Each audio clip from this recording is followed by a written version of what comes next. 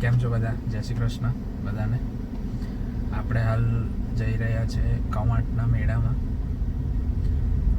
ગીરનો મેળો જેને કહેવાય એના માટે. તો બન્યા રહેજો. હાલ આપણે જઈએ છીએ પિયુષને લેવા. તો પિયુષને લઈશું અને પછી જઈશું.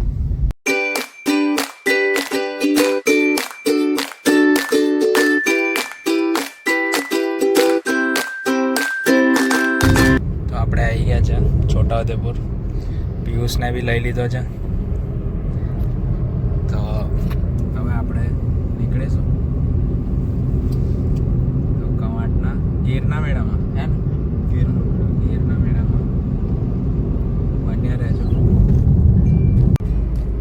અહીંયાથી હાલ કવાંટ એપ્રોક્સિમેટ 25 કિલોમીટર જેટલું હશે. પહોંચીએ છીએ. ત્યાં સુધી તમે રસ્તાની મજા લો. કેવું પિયુષ? બરાબર ને? બરાબર છે.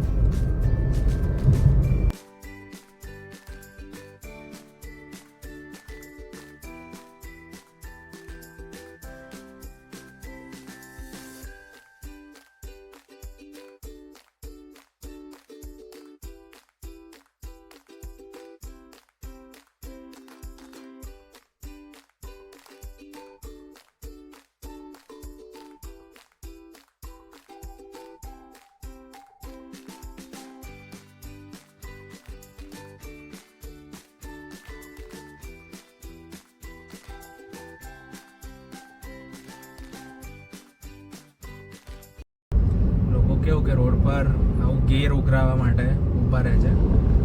આમ જોવા જઈએ ને તો આદિવાસી લોકોનો આ મુખ્ય તહેવાર કહેવાય, હોળી ધૂળેટી. એથી તમે આગળ ભીડ જોશો વિડીયોઝમાં તો ખબર પડશે.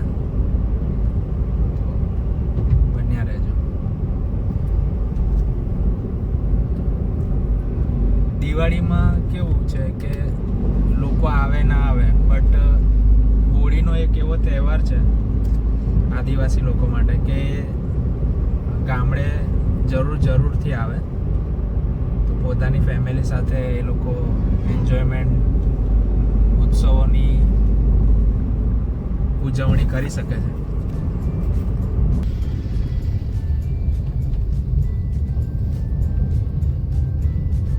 પબ્લિક અહીંયાથી જ ભયંકર દેખાય છે.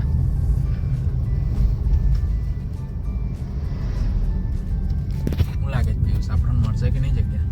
જગ્યા તો મળી જશે, પણ પબ્લિક તો છે ભાઈ. જોઈએ આગળ કેવું થાય છે. આગળ જોઈએ હવે. આટલી મોટી પાર્કિંગ છે અહીંયા. તો આ છે કવાંટ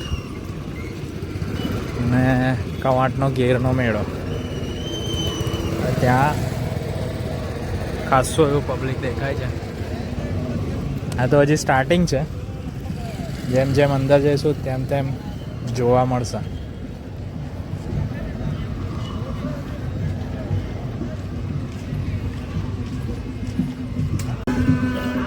આ આદિવાસીનું નૃત્ય છે, એ તમને બતાવીશ આગળ.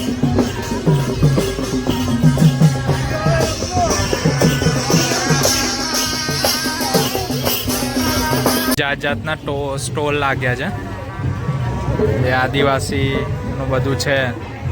તો ચાલો अब તમને દેખાડું આગળ.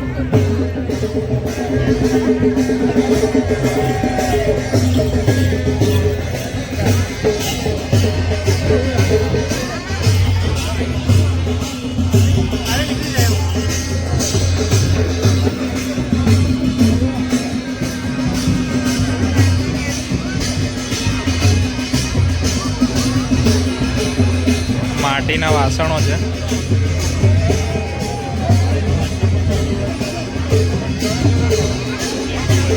ગુજરાતના ઉત્તર પૂર્વીય ક્ષેત્રમાં ધામધૂમથી ઉજવવામાં આવતો આદિવાસી સમુદાયનો મેળો એટલે કવાંટનો ગીરનો મેળો. ગીરનો મેળો દર વર્ષે હોળીના ત્રીજા દિવસે કવાંટ તાલુકા ખાતે યોજાય છે. આ મેળો મુખ્યત્વે આદિવાસી જાતિના લોકોનો એક સામાજિક મેળાપ છે જે સમાજના અસ્તિત્વ અને જીવનના આનંદને ફરીથી રંગીલું બનાવે છે. ગીરના મેળામાં આદિવાસી યુવાનો ઢોલ અને અન્ય સંગીતના વાજિંત્રો સાથે નાચતા અને ઉચ્ચ ઉર્જાના ભવ્ય ઉછાળાથી આગળ વધે છે, જે આ સંસ્કૃતિની મંત્રમુગ્ધ કરનારી અનોખી કળા અને બીજાને આકર્ષણ કરે છે. ઢોલના ધૂન, વિવિધ વાંસળીઓના સૂર અને પગના મુક્કાબાજીથી ઘેરાયેલા આ સમુદાય એક વિશાળ જૂથમાં નૃત્ય કરતા જોવા મળે છે.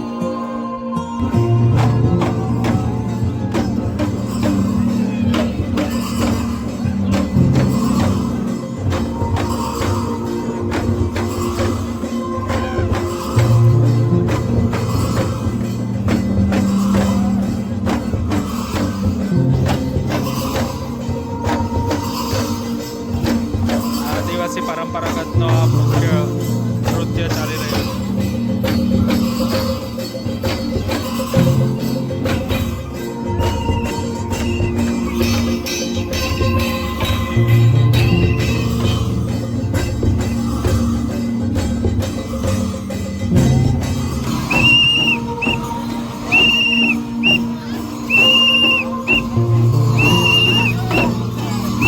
તો આ જ બધું છે અહીંયા. તમે જોઈ રાખો છો એમ કે અલગ અલગ ગામના અલગ અલગ ટુકડીઓ આવીને અહીંયા પોતાનો પરંપરાગત આદિવાસી નૃત્ય ચાલુ છે.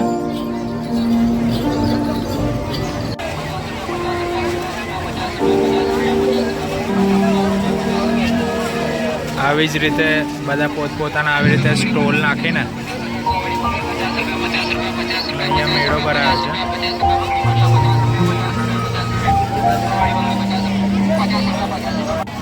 તો આવી જ રીતે કંઈ હતું. પબ્લિક બધું ખાસું એવું પબ્લિક છે.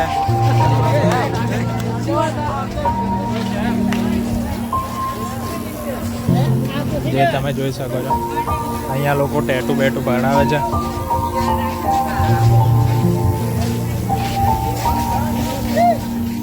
આગળ તમે જોશો તો માત્ર ને માત્ર કાળા માથા દેખાશે.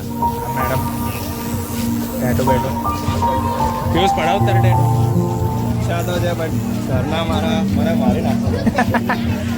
પિયુષ એવું કહે છે કે ટેટુ પડાવવાની ઈચ્છા તો છે પણ એને ઘરે જ નહીં મળે. દેખો અહીંયા આ ભૂરિયા લોકો બી આવી શકે છે.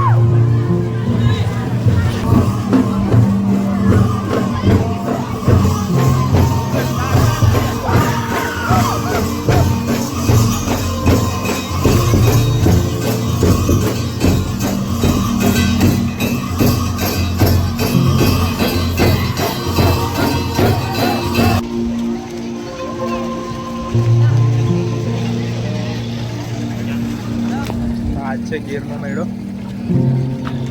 બસ અલગ અલગ ગામથી બધા આવે, નૃત્ય કરે અને આવે.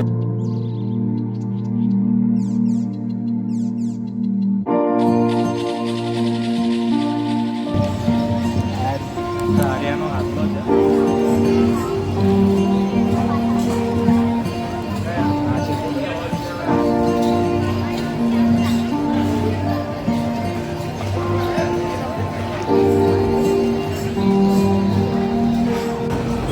પેલા જે ભાઈ વગાડે છે મોટો ઢોલ, એને માદન કહેવાય.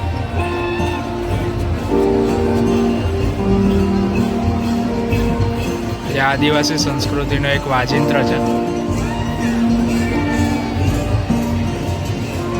કમર પર કાકરા ભરેલા ગોળ પિત્તળના ગંઠથી જોડાયેલો પટ્ટો પહેરે છે અને કમરની લચકથી તેને સુરમય બનાવે છે. આદિવાસી પુરુષો અને સ્ત્રીઓ પક્ષીઓ અને પ્રકૃતિ પ્રત્યેના પ્રેમને વ્યક્ત કરવા માટે તેમના માથા પર મોરના પીછાનો ગુલદસ્તો પહેરે છે.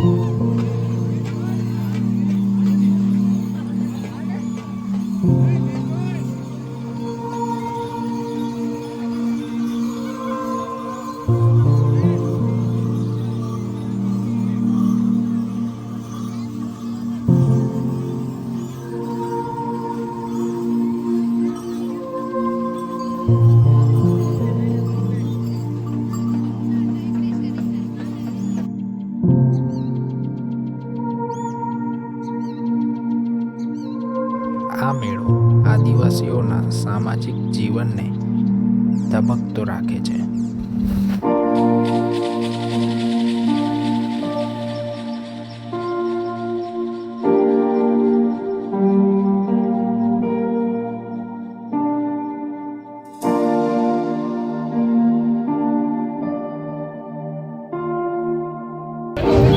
પિઠોરા પેન્ટિંગ છે એ આદિવાસી સમાજનું એકમાત્ર પેન્ટિંગ.